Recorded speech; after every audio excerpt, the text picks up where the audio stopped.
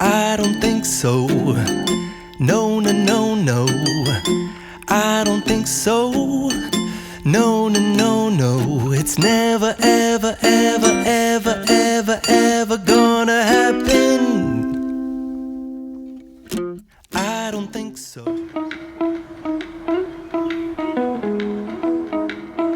Okay guys, तो अब सबसे पहले मैं एनिमल हस्बेंड्री वाला पार्ट करने वाला हूँ, जो हमारा चैप्टर है इम्प्रूवमेंट इन फूड रिसोर्सेज, क्योंकि मैंने वो थोड़ा सा करके ही छोड़ दिया था एंड अब मैं उसे आगे कंटिन्यू करने वाला हूँ। एंड ऑल्सो जो मेरी एनसीईआरटी की बुक है ना, बेसिकली वो मेरी सिस्टर की थी एंड उसके जो लास्ट के पेजेस है ना, वो पूरे के पूरे फट गए हैं एंड उसमें इम्प्रूवमेंट इन फूड रिसोर्सेज का एनिमल हस्बेंड्री वाला पार्ट ही था। तो दैट्स वाई अभी मेरे पास जो एनिमल हस्बेंड्री की एनसीईआरटी के बेसिकली पार्ट है वो नहीं है। दैट्स वाई अब मैं अपने स्कूल के नोट से पढ़ने वाला हूँ इस वाले चैप्टर को, और साथ साथ में लेक्चर भी देखूंगा एक्सप्लेनेशन के लिए। ओके गाइस, तो यहाँ पे मैं रिवाइज कर रहा था एनिमल हस्बेंड्री वाला पार्ट प्रशांत भैया के लेक्चर से। बेसिकली मैंने एनिमल हस्बेंड्री काफ़ी टाइम पहले करा था एंड अब मैं काफ़ी चीज़ें भूल चुका था। दैट्स वाई रिवीजन की ज़रूरत थी। तो यहाँ पे मैं प्रशांत भैया का लेक्चर देख रहा था क्योंकि ये काफ़ी ज़्यादा अच्छा पढ़ाते हैं। ऑल्सो मैं आप लोग को ये भी बता देता हूँ कि जब मैंने एनिमल हस्बेंड्री स्टार्ट करी थी ना, तो मैंने केवल और केवल कैटल फार्मिंग वाला पार्ट कंप्लीट कर दिया था मैग्नेट ब्रेन्स के लेक्चर से। एंड मैं उस वाले चैप्टर को आगे कंटिन्यू करता ही कि मुझे अगले दिन से फीवर हो गया था काफ़ी ज़्यादा, जिसकी वजह से इस वाले चैप्टर को मैं बिल्कुल भी आगे कंटिन्यू नहीं कर पाया था एंड मेरे वाला चैप्टर वहीं पे छूट गया था। एंड आज जाके मैं इस वाले चैप्टर को फाइनली आगे देखना कंटिन्यू कर रहा था प्रशांत भैया के लेक्चर से। सबसे पहले मैं रिविजन कर रहा था यहाँ पे। ऑल्सो गाइज, मेरी जो एनसीईआरटी है ना, उसके लास्ट पेजेस पूरे के पूरे फट चुके हैं और उसमें एनिमल हस्बेंड्री वाला पार्ट ही था। तो मुझे थोड़ी सी दिक्कत हो रही है क्योंकि बेसिकली अगर एनसीईआरटी होती है ना, तो मैं लेक्चर देखते वक्त देख लेता हूँ कि अच्छा ये वाला पार्ट कहाँ लिखा हुआ है एनसीईआरटी में, तो थोड़ा सा बेनिफिट मिल जाता है उस चीज़ का। बट अब क्योंकि मेरी एनसीईआरटी फट चुकी है तो मुझे काफ़ी ज़्यादा दिक्कत हो रही है।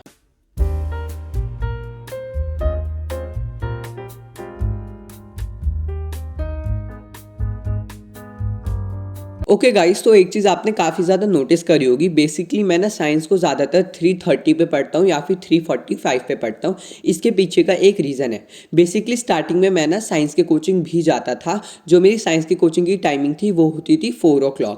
बट बाद में मैंने अपनी साइंस की कोचिंग छोड़ दी थी और अब मुझे 3-4 महीने हो चुके अपनी साइंस की कोचिंग को छोड़े हुए। तो जब मैंने कोचिंग छोड़ी थी ना, तो बेसिकली मुझे एक डर था, क्योंकि यार देखो साइंस एक मेन सब्जेक्ट है एंड अगर मैं कोचिंग नहीं जाता और मैं उसे डेली भी नहीं पढ़ूंगा साइंस को, तो फिर ना मुझे काफ़ी ज़्यादा दिक्कत हो जाएगी साइंस के सिलेबस को कवर अप करने के लिए। दैट्स वाई कोचिंग ना जाके अब मैं ना कोचिंग के टाइम पे यानी कि 4 o'clock पे पढ़ाई करने के लिए बैठ जाता हूँ साइंस को। अब मुझे मैथ्स के कोचिंग भी जाना होता है। दैट्स वाई मैं थोड़ा सा आगे यानी कि 3:45 पे या 3:30 पे पढ़ना स्टार्ट कर देता हूँ। देन 4:45 तक पढ़ता हूँ, देन उसके बाद अपनी मैथ्स की कोचिंग के लिए निकल जाता हूँ।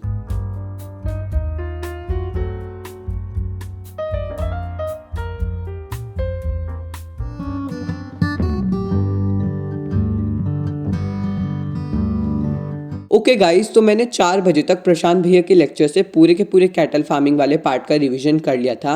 देन फाइनली मैं इस वाले चैप्टर को आगे पढ़ना कंटिन्यू कर रहा था मैग्नेट ब्रेन से, क्योंकि गाइस मैंने इस वाले चैप्टर को पढ़ना स्टार्ट किया था मैग्नेट ब्रेन से और मैं बीच में टीचर चेंज कर लेता तो मुझे काफ़ी ज़्यादा दिक्कत होती। दैट्स वाई इस वाले चैप्टर को मैंने आगे पढ़ना कंटिन्यू करा था मैग्नेट ब्रेन से ही। ऑल्सो गाइस, अब मैं आप लोग को थोड़ी सी अपडेट भी दे देता हूँ मेरे साइंस के सिलेबस के बारे में। तो सबसे पहले बायोलॉजी में तो आप लोग देख ही रहे हो कि मेरा पूरा का पूरा एनिमल हस्बेंड्री वाला पार्ट बचा हुआ है, यानी कि मेरा पूरा आधा चैप्टर बच रहा है अभी। Then secondly if I talk about chemistry, chemistry में भी मेरा पूरा का पूरा आधा चैप्टर बच रहा है। मैंने बोर्स एटॉमिक मॉडल वाले पार्ट तक कर लिया है एंड उसके आगे का मेरा पार्ट अभी भी बच रहा है। देन फिजिक्स, फिजिक्स में मेरा पूरा का पूरा साउंड चैप्टर बच रहा है। मुझे याद भी नहीं था कि मेरा साउंड चैप्टर बच रहा है। बेसिकली जब मैं अपने स्कूल के नोट्स कंप्लीट कर रहा था ना साउंड चैप्टर के, तब जाके मुझे याद आया कि यार मैंने साउंड चैप्टर तो अभी करा ही नहीं है, तो मुझे वो भी करना है। एंड मैं सोच रहा हूँ जल्दी से अपना सिलेबस कंप्लीट कर देता हूँ साइंस का, फिर रिवीजन स्टार्ट कर दूंगा, क्योंकि गाइस जो पुराने चैप्टर्स है ना वो तो मेरे दिमाग से पूरे के पूरे जा ही चुके हैं। दैट्स वाई रिवीजन करके मुझे ये भी याद आ जाएगा कि पुराने चैप्टर्स में क्या था। Okay guys, I am back from my coaching and अभी जो करंट टाइम हो रहा है वो है 7:30। तो अभी मैं रेस्ट ले रहा हूँ एंड देन मैं 8 o'clock से पढ़ाई करने के लिए बैठ जाऊँगा। मैं देखता हूँ कौन सा सब्जेक्ट करूँगा, या तो मैं एसएसटी करूँगा या तो मैं साइंस करूँगा। एंड अगर हो सके तो मैं अपने मैथ्स की कोचिंग को होमवर्क भी कर सकता हूँ। वो मैं देखूंगा, मेरे मूड पे डिपेंड करता है, क्योंकि अभी मैंने ऐसा कुछ सोचा नहीं है एज सच कि मुझे क्या करना है। बट येस, अगर मेरा मूड हुआ तो साइंस, एसएसटी और मैथ्स, इन तीनों में से मैं कोई सा भी एक कर लूँगा। ओके एवरीवन, अब जो टाइम हो चुका है वो है 8:10, थोड़ा ऊपर नीचे हो गया क्योंकि मैं अभी खाना खा रहा था। एंड अब मैं फाइनली पढ़ने के लिए बैठा हूँ एंड मैंने सोचा है मैं साइंस ही पढ़ूंगा। साइंस का जो चैप्टर है improvement in food resources biology का, वो करूंगा। अभी सबसे पहले तो मैं अपने स्कूल के नोट से जितना भी आज मैंने पढ़ा था एक बार उसका रिवीजन करूंगा, देन आगे लेक्चर देखना कंटिन्यू करूंगा एंड मोस्ट प्रोबेबली कल तक ये वाला मेरा चैप्टर खत्म हो जाएगा। सोच तो मैं रहा हूँ कि आज ही खत्म कर दूँ, बट मैं थोड़ा सा स्लो हूँ, मेरा साबुन स्लो है, दैट्स वाई पता नहीं आज कंप्लीट हो पाएगा नहीं हो पाएगा, बट हाँ कल तो पक्का कंप्लीट हो जाएगा। ओके गाइस, तो सबसे पहले यहाँ पे मैं कर रहा था रिवीजन आज मैंने जितना भी पढ़ा था बायोलॉजी में, क्योंकि सारी चीज़ें मेरे दिमाग में मिक्स हो गई थी। दैट्स एक बार रिवीजन करना तो मैंडेटरी था ही। ऑल्सो मैं यहाँ पे ना अपने स्कूल के नोट से रिवीजन कर रहा था, क्योंकि जैसा मैंने आपको बताया था कि मेरे इंप्रूवमेंट इन फूड रिसोर्सेज वाले चैप्टर को जो एनिमल हस्बेंड्री वाला पार्ट है वो NCERT से फट चुका है। दैट्स वाई मुझे ना रिवीजन करना पड़ रहा था अपने स्कूल के नोट से। वैसे मैं इंटरनेट से भी देख के NCERT रीडिंग कर सकता था, बट मैं सोचा चलो यार कोई बात नहीं, स्कूल के नोट से कर लेता हूँ, वो भी इतने ज़्यादा बुरे नहीं हैं। ऑल्सो मैं तुम लोग को ये भी बता देता हूँ यार, मेरे स्कूल में ना पूरा का पूरा सिलेबस कंप्लीट हो चुका है, सिवाय इंग्लिश का। भी इंग्लिश का हमारा सिलेबस बच रहा है एंड सभी सब्जेक्ट में हमारे टेस्ट भी स्टार्ट हो चुके हैं। जैसे हिंदी में टेस्ट चल रहे हैं, बायोलॉजी में टेस्ट चल रहे हैं, हमारे फिजिक्स में भी टेस्ट चल रहे हैं, अभी वर्क एंड एनर्जी का हमारा टेस्ट भी हुआ था एंड साथ ही साथ SST का भी हमें बताया है कि जो सिविक्स का चैप्टर है electoral politics and constitutional design, इनका टेस्ट है। तो अभी मैं स्कूल भी नहीं जा रहा हूँ क्योंकि अब सब सब्जेक्ट्स में तो यार सिलेबस कंप्लीट हो चुका है, तो दैट्स वाई ज़्यादातर पीरियड फ्री जाते हैं या उनमें टेस्ट होता है। तो मैं ना घर बैठ के अपना सिलेबस जल्दी से कवर अप कर रहा हूँ, क्योंकि अभी मेरा सिलेबस कंप्लीट नहीं हुआ है।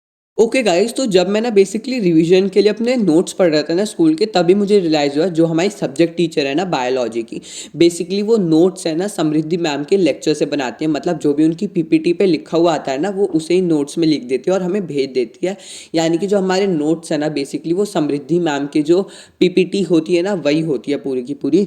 तो दैट्स वाई मैंने क्या सोचा यार, मैं ना समृद्धि मैम के लेक्चर से ही पढ़ लेता हूँ आगे का चैप्टर, जिससे बेसिकली क्या होगा जो नोट्स में होगा वो सारा का सारा समझाएंगी, तो दैट्स वाई मेरी समझ में आ जाएगा। अब बेसिकली एक दिक्कत है केवल और केवल, जो वो PPT पे लिखती है ना उसमें बेसिकली वो मेन पॉइंट्स इंक्लूड कर देती है, तो हमारे नोट्स में भी मतलब मेन पॉइंट्स इंक्लूडेड है। तो दैट्स वाई मुझे थोड़ी सी दिक्कत हो रही है ना, क्योंकि यार देखो NCERT रीडिंग करना काफ़ी ज़्यादा इंपॉर्टेंट होता है। NCERT रीडिंग से जो बेनिफिट होता है वो उतना नोट्स पढ़ के नहीं हो पाता है, तो दैट्स वाई थोड़ी दिक्कत हो रही है मुझे। बट ऐसा भी नहीं है कि मेरे कुछ समझ में ही नहीं आ रहा। मैंने जब मैग्नेट ब्रेन से पढ़ा तब भी मुझे काफ़ी अच्छे से समझ आया, और अब जब मैं समृद्धि मैम से पढ़ रहा हूँ तब भी सारी चीज़ें मेरे काफ़ी अच्छे से समझ में आ रही है। तो हाँ, मतलब मुझे चैप्टर अच्छे समझ में आ रहा है, इतनी ज़्यादा दिक्कत नहीं हो रही है मुझे।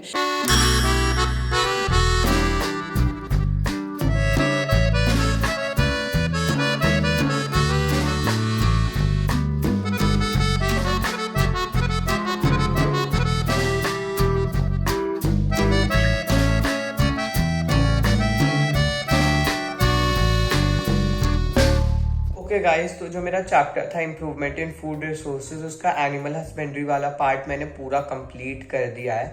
तो अब मैं सोच रहा हूँ कि मैं पॉलिटिकल साइंस सिविक्स पढ़ने वाला हूँ। सिविक्स का जो मेरा चैप्टर है वर्किंग ऑफ अ इंस्टीट्यूशन, मैं वो वाला चैप्टर करने वाला हूँ, क्योंकि वो वाला चैप्टर मेरे फाइनल एग्जाम्स में आने वाला है। तो अभी मैं उसकी एक्सप्लेनेशन देखूंगा दिगराज सर से। ओके गाइस, तो रात को यहाँ पे मैंने पढ़ना स्टार्ट किया था वर्किंग ऑफ इंस्टीट्यूशन। सबसे पहले मैंने सोचा था कि मैं फूड सिक्योरिटी इन इंडिया करूँगा, बट बाद में मैंने सोचा चलो यार मैं सिविक्स का चैप्टर वर्किंग ऑफ इंस्टीट्यूशंस को ही कर लेता हूँ। ऑल्सो बेसिकली मैं क्या सोचा इस वाले चैप्टर को मैं किस तरह कंप्लीट करूँगा। ये वाला चैप्टर जो है इसकी एक्सप्लेनेशन मैग्नेट ब्रेन्स पे 3 या फिर 3.5 घंटे की अपलोडेड है, मुझे अप्रॉक्स याद नहीं है, बट हाँ 3 या फिर 3.5 घंटे की अपलोडेड है। तो मैं क्या करूँगा, 1.5 घंटे का लेक्चर आज देख लूँगा, है ना, और 1.5 घंटे का लेक्चर मैं कल देख लूँगा, और इस तरह मैं इस वाले चैप्टर की एक्सप्लेनेशन को कंप्लीट कर दूंगा सारा का सारा। ऑल्सो अभी मेरा मेन मोटिव है कि मुझे अपना सिलेबस कंप्लीट करना है ना, तो दैट्स वाई अभी मैं SST की NCERT रीडिंग नहीं कर रहा हूँ। मैं बेसिकली जब रिवीजन करूँगा ना उस टाइम पे मैं NCERT रीडिंग कर लूँगा, बट अभी मैं NCERT रीडिंग नहीं कर रहा हूँ, जिससे मैं जल्दी जल्दी से अपना सिलेबस कंप्लीट कंप्लीट कर पाऊँ एसएसटी का। मैं केवल और केवल वन शॉट देख रहा हूँ दिगराज सर के, एंड उसी तरह से मैं चैप्टर्स को कंप्लीट कर रहा हूँ। अगर मैं एनसीईआरटी रीडिंग करने बैठूंगा तो एक चैप्टर को हो सकता है मुझे 3-4 दिन लग जाए कंप्लीट करने में, एंड मेरे पास उतना ज़्यादा टाइम नहीं है क्योंकि पहले सारे चैप्टर्स कंप्लीट करना है, फिर रिवीजन करना है ना, तो काफ़ी ज़्यादा चीज़ें हैं। दैट्स वाई अभी मैं नहीं कर रहा हूँ एनसीईआरटी रीडिंग। तो गाइस अब मैं आप लोगों को अपना एसएसटी के फाइनल एग्जाम का सिलेबस बता देता हूँ। सबसे पहले हिस्ट्री में हमारे केवल 2 चैप्टर आ रहे हैं, French revolution and nazism and the rise of Hitler. Then economics में हमारे 3 चैप्टर आ रहे हैं, people as a resource, poverty as a challenge and food security in India. Then civics में आ रहे हैं हमारे 4 chapter, constitutional design, electoral politics, working of institution and democratic rights. Then geography में हमारे आ रहे हैं 5 chapter, India size and location, physical features of India, climate, population and natural vegetation and wild life से केवल और केवल हमारा एक मैप आने वाला है। पॉपुलेशन से भी हमारा एक मैप आएगा, यानी कि जो हमारा नेचुरल वेजिटेशन वाइल्ड लाइफ है और पॉपुलेशन है, इन दोनों की जो मैप है, मतलब उनमें से कुछ क्वेश्चन नेचुरल वेजिटेशन के आ जाएंगे और कुछ क्वेश्चंस हमारे पॉपुलेशन के आ जाएंगे। तो बेसिकली हमारे टोटल 13 चैप्टर्स आ रहे हैं, और 14th वाला जो चैप्टर यानी कि नेचुरल वेजिटेशन वाइल्ड लाइफ, उससे केवल और केवल हमारा एक मैप आने वाला है। यानी हमारे काफ़ी हद तक जो है वो चैप्टर्स कम हुए हैं, तो प्रेशर कम हुआ है, बट स्टिल अभी भी काफ़ी ज़्यादा सिलेबस है। ओके गाइज, तो मुझे ना अपनी स्टडी टेबल पे काफ़ी ज़्यादा ठंड लग रही थी, दैट्स वाई मैं बेड पे आया और मैंने एक ब्लैंकेट ओढ़ लिया था, एंड देन फिर मैं बेड पे बैठ के ही पढ़ रहा था। आप लोग मुझे यहाँ पे क्लिप में कुछ बोलते हुए भी देख रहे होगे। बेसिकली मैं दिगराज सर की पीपीटी पढ़ रहा था कि उसमें क्या क्या लिखा हुआ है, क्योंकि मैं एनसीईआरटी रीडिंग करने वाला तो था ही नहीं। Also do let me know क्या आपके साथ भी ऐसा होता है। बेसिकली जिस दिन हम रात को पढ़ते नहीं है ना, तो उस दिन तो हमें काफ़ी ज़्यादा लेट तक नींद नहीं आती है, बट जिस दिन भी हम रात को पढ़ाई करने के लिए बैठ जाते हैं तो भाई रात को जो नींद आती है ना, पूछो ही मत। डू लेट मी नो कि आपके साथ भी ऐसा होता है। एक और चीज़ है, बेसिकली आजकल ना काफ़ी ज़्यादा चिल्ड मौसम है, मतलब विंटर्स चल रहे हैं, तो विंटर्स में तो यार ऑटोमेटिकली नींद आ ही जाती है अगर आप लोग कंबल में आके बैठ जाओ, क्योंकि वो एक ऐसा कंफर्टेबल सा एटमॉस्फेयर क्रिएट हो जाता है ना, मतलब एकदम अच्छा सा फील होता है। दैट्स वाई नींद आने लग जाती है ऑटोमेटिकली अगर आप लोग विंटर्स में कंबल में आके बैठ जाओ, एंड सुबह भी उठा नहीं जाता है।